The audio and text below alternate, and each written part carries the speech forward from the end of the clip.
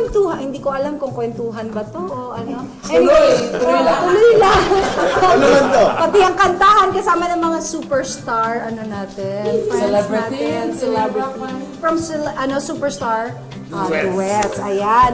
Ngayon naman, since nandito na sila, meron tayong mga Pinoy food.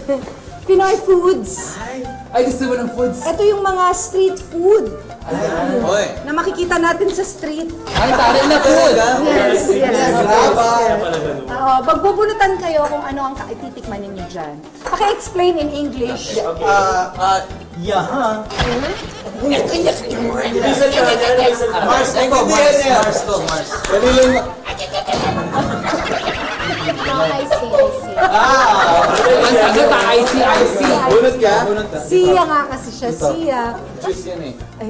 Salang, Malo-halo pa. Number 6. 6.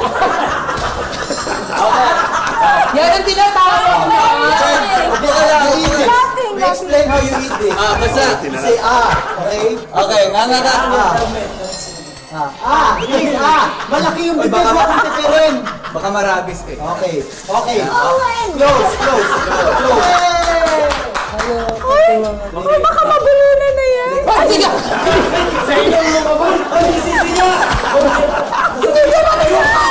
Yung utak mo! Hindi mo pati ito kausap yan. Niluwa niya sa inyo. Sige. Yan. Hindi mo kinain pagkakunya, di ba? You're so sweaty. Next.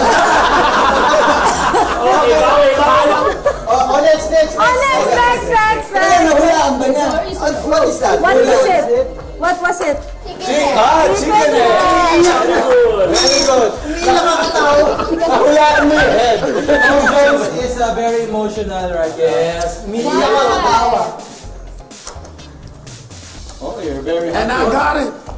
Number 1. Oh! How was it? It's delicious. Delicious? More. Eh, bawal sa kanya yan.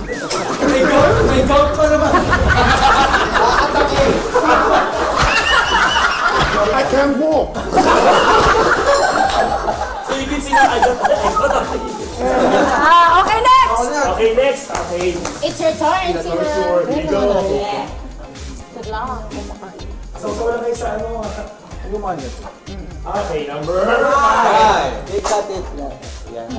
Oh, lying is eating. We're watching that. The prey. Wow. Wow, more. Medyo More. kahaman ko.